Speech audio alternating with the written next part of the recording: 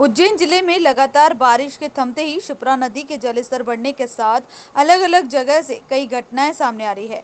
ऐसा ही एक मामला महिदपुर क्षेत्र के डेलची खुर्द के पास बहने वाली शिप्रा नदी का सामने आया है, जहां एक युवक 3 दिन पहले घर से नहाने के लिए निकला था और नदी में डूबने के बाद उसकी मौत हो गई।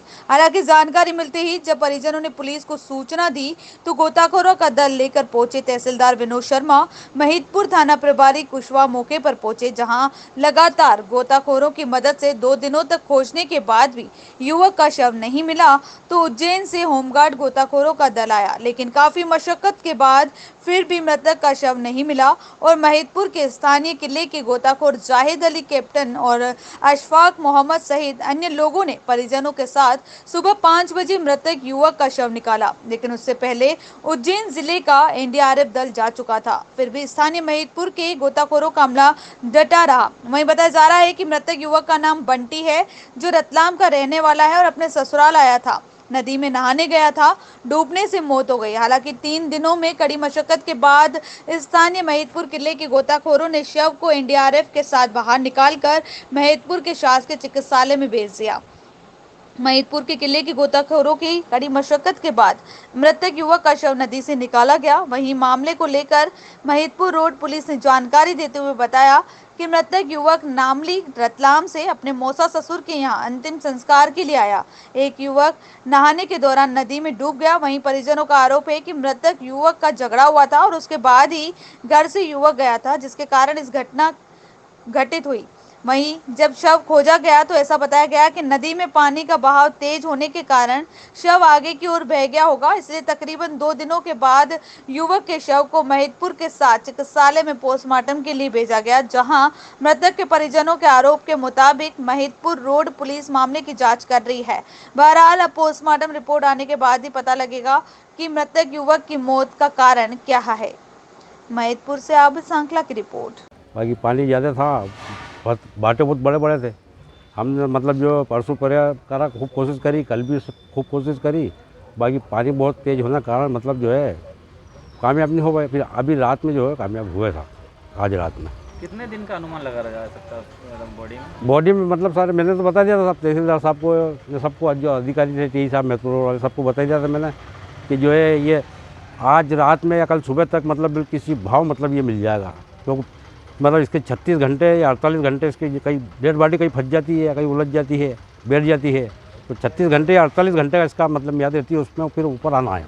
आपने पूर्व में भी बहुत बड़ी सारी लाशें निकाली गई है और शासन की प्रशासन की तरफ से क्या सहयोग रहा है आपका? सिर्फ हमारे पास अब खबर आती है और हम बिल्कुल, और हमारे पास कोई साधन नहीं है, सिर्फ हमारे पास खबर आती है तो हम मतलब लड़कों को लेकर मैं खुद चले जाता हूँ और अपने निजी खर्चे से जाता हूँ। मैं किसी को ऊपर भी नहीं है और लड़के एक आवाज़ पे अपने जाते, कुछ भी साधन नहीं है ना, साधन भी हमारा निजी है।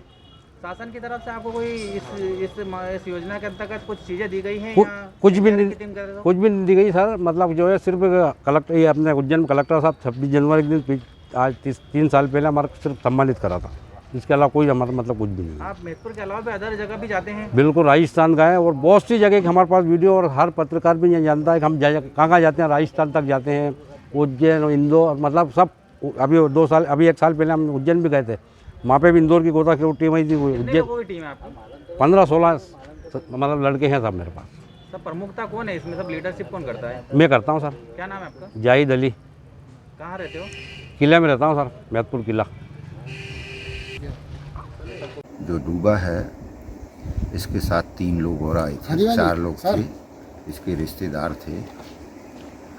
रिश्तेदार के साथ में आया था, उन्होंने तैरना नहीं आता तो उन्होंने मना कर दिया कि मैं नहीं स्नान करूंगा, और ये नहाने के लिए कपड़े उतार कर नदी में स्नान करने गया और डूबते हुए आगे बह गया। और ये सूचना पर जो है गुमशुदगी कायम करके और होमगार्ड महिदपुर की टीम, किले की टीम और होमगार्ड उज्जैन की एनडीआरएफ की टीम, तीनों टीमें बुलाई। वो मेरे बड़े भाई है। इसकी सूचना कब मिली आपको?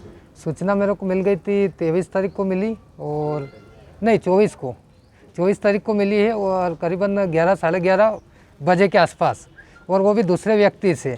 है ना, जबकि घर वाले जहाँ पर डेट हुई है उनके घर वाले ने हमारे को कोई सूचना नहीं दी, या हमारे घर पर सूचना उनके द्वारा नहीं पहुँची है ना।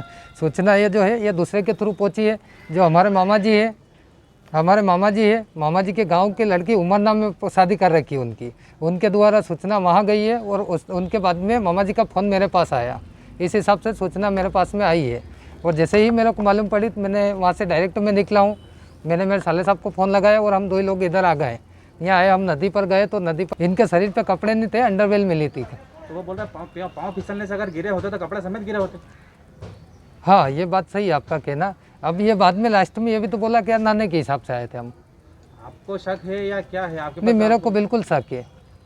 शक की वजह बताएं, क्या वजह है शक की वजह यह है कि एक दिन पहले झगड़ना और मेरे भाई का सम्मिलित होना, मेरे भाई का उसमें झगड़े में सम्मिलित होना, है ना। सेकंड बात यह है कि जो लोग साथ में थे उनका निशान आने हाथ पर, हमने खुद ने देखे नाखून के निशान लगे हुए थे, एक को हाथ पे एक साइड में स्केच लगा हुआ था, है ना।